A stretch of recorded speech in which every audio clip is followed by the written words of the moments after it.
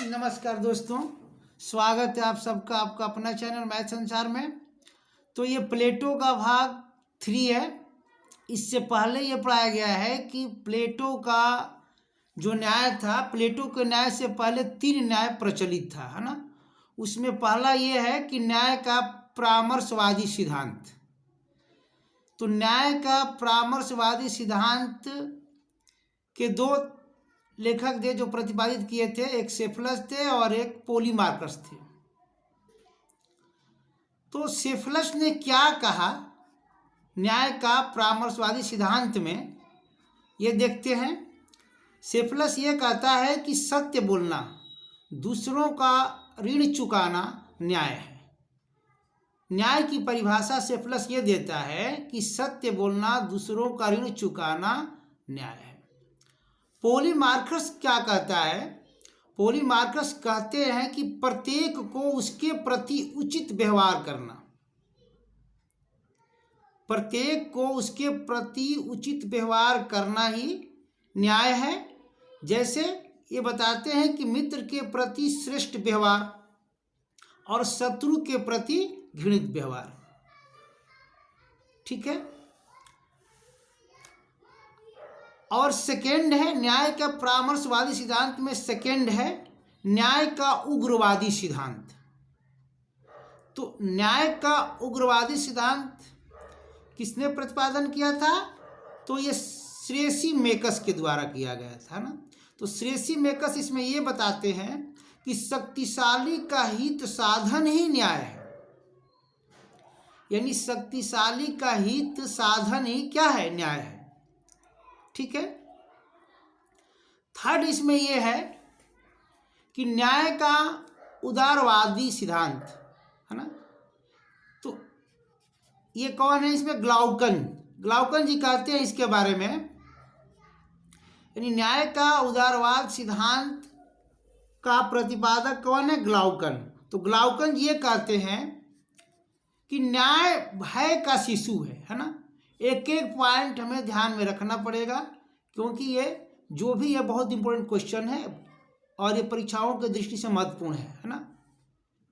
Step by step बहुत ध्यान से देखना होगा और समझना होगा, अदरवाइज फिर दिक्कत हो जाएगी आगे।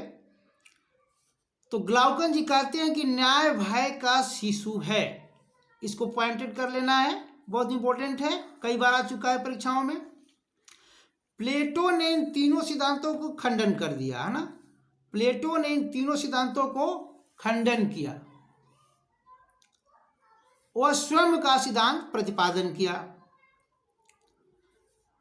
प्लेटो यह कहते हैं कि राज्य में रहने वाले प्रत्येक वर्ग अपने अपने निर्धारित कार्यों को करते हुए एक दूसरे से सामंजस्य बनाए रखें,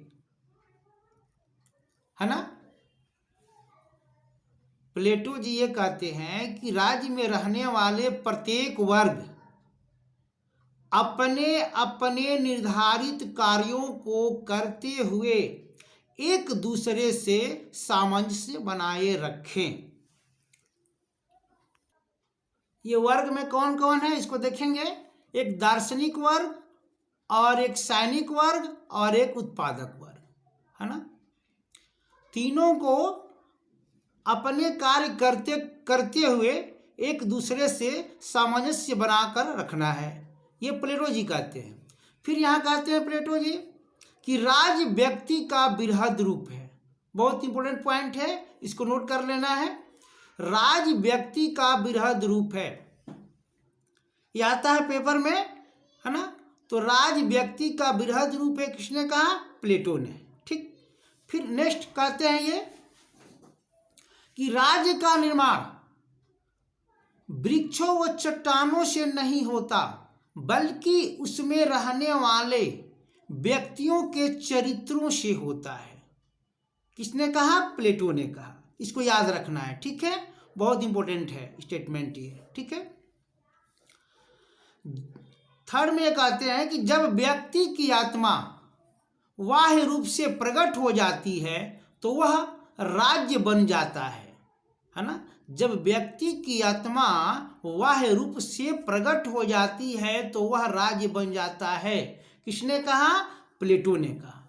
ठीक है, नेक्स्ट में देखते हैं फिर प्लेटो जी ने क्या कहे फिर कि व्यक्तिगत स्तर पर एक एक व्यक्ति को आदर्श व न्यायशील माना जाता है जब वह विवेक, वासना, साहस में सामंजस्य बनाए रखे व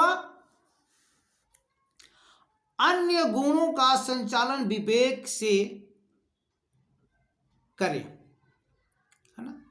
फिर एक बार देखते हैं, व्यक्तिगत स्तर पर एक एक व्यक्ति को आदर्श व न्यायशील माना जाता है कब? जब वह विवेक, वासना, साहस में सामंजस्य बनाए रखे व अन्य गुणों का संचालन विवेक से करे।